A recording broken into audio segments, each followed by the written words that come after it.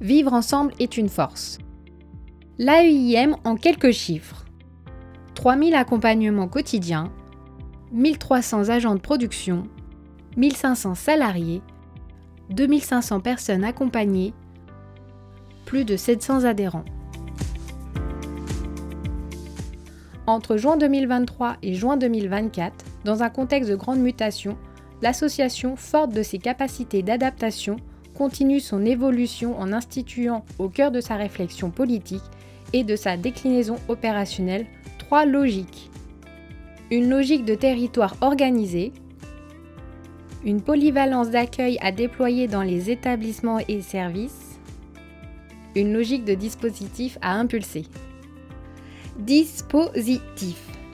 Maître mot qui doit permettre la réalisation du projet d'une personne en temps réel, dans la souplesse et en maintenant le même niveau de compétence, quel que soit l'établissement ou le service qui l'accompagne.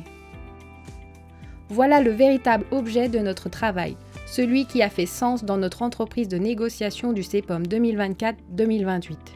Celui sur lequel nous concentrons nos efforts en matière d'ingénierie sociale, de gestion des ressources humaines, de gestion financière, de gestion de nos systèmes d'information.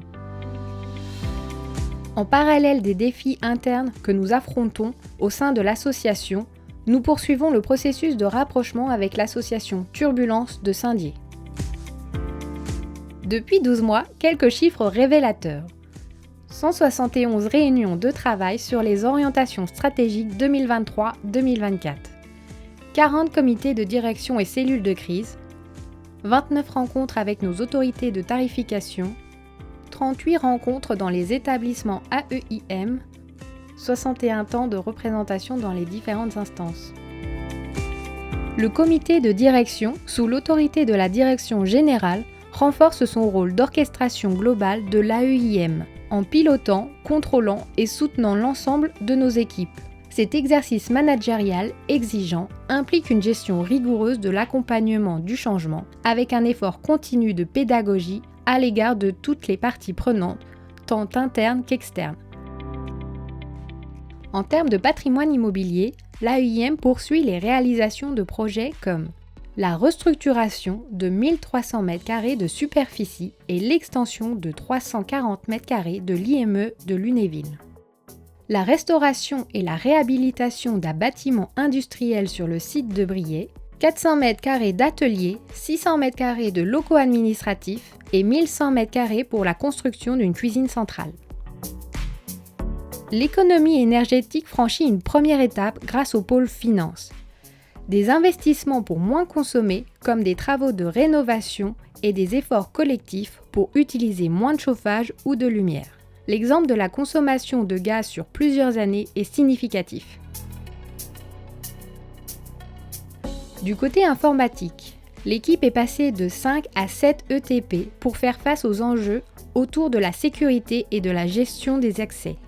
2 postes sont créés, un gestionnaire applicatif et un responsable infrastructure, réseau et sécurité informatique. Quelques chiffres évocateurs. Plus de 1040 ordinateurs et appareils mobiles actifs sur le réseau. Plus de 100 copieurs réseau. Plus de 400 équipements réseau, routeurs, switch, bornes Wi-Fi. Plus de 230 téléphones Android. Plus de 50 serveurs. Environ 280 déploiements de postes informatiques. 17 000 mails reçus et 3 500 mails envoyés par jour en moyenne. 1500 classés ont été bloqués en spam et 160 en tentative d'usurpation.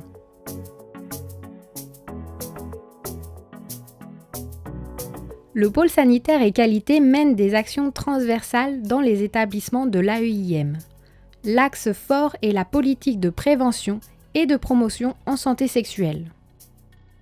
Pour faire suite à la réalisation et l'affichage dans les établissements et services de la charte vie intime, affective et sexuelle des personnes en situation de handicap, nous avons organisé, en partenariat avec le Centre de santé sexuelle du groupe d'entraide de Lunéville, des consultations délocalisées depuis juin 2023.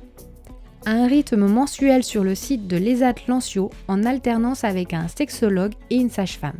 Le principe de l'aller vers a été privilégié. elles sont accessibles à tous les agents de production des ESAT. Par ailleurs, afin de répondre aux obligations réglementaires et d'être en conformité avec le référentiel de la Haute Autorité de Santé, le pôle a engagé l'accompagnement des établissements dans la préparation aux évaluations prévues en 2025.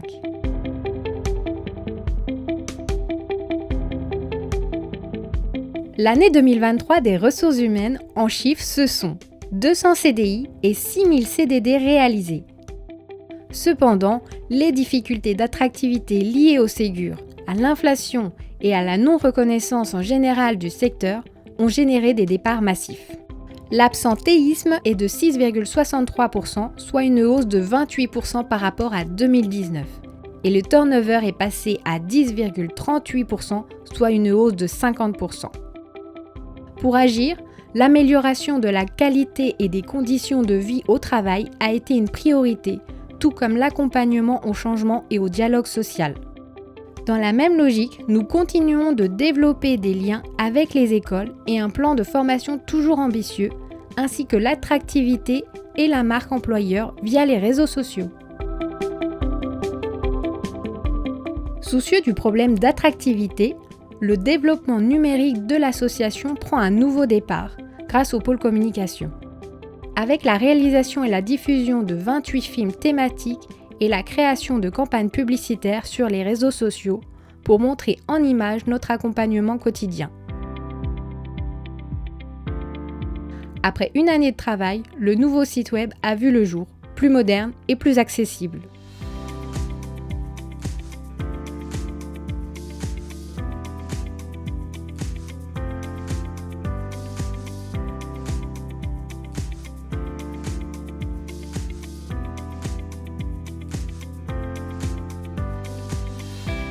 L'accessibilité passe aussi par des actions de terrain. Le 23 novembre 2023, le Duodet a permis de constituer plus de 80 binômes.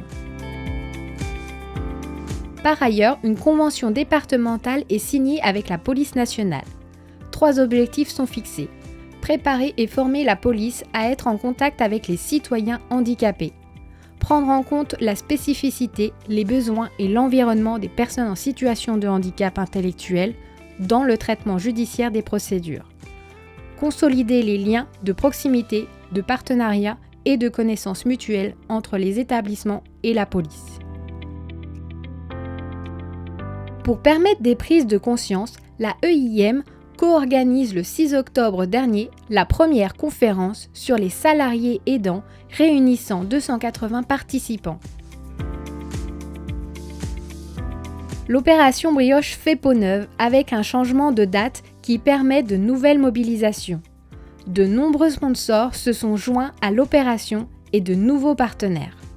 Enfin, la création d'une journée sportive avec 26 éducateurs, notamment des IME, où 4 classes sont sensibilisées au sport inclusif et au handicap intellectuel. Pour couronner l'événement, le premier parrain de l'opération Brioche est un médaillé olympique, Pierre Houin.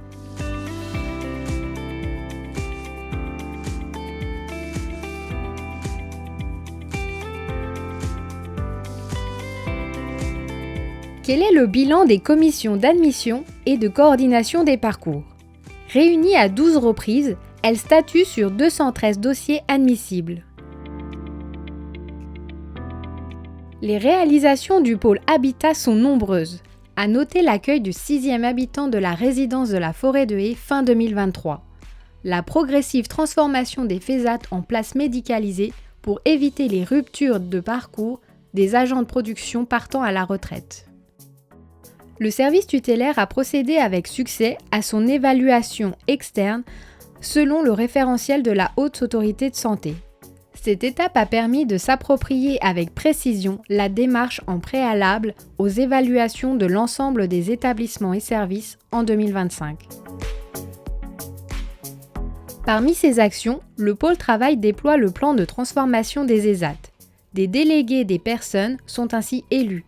Des instances mixtes sont organisées et mises en place, les agents de production sont formés à la représentation.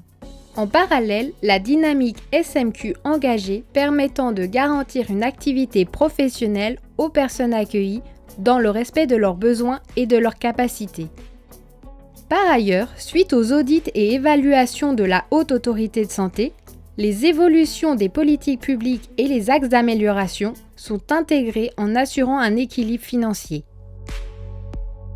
Enfin, cette année est celle d'une refonte des sites web et des plaquettes commerciales pour développer la production.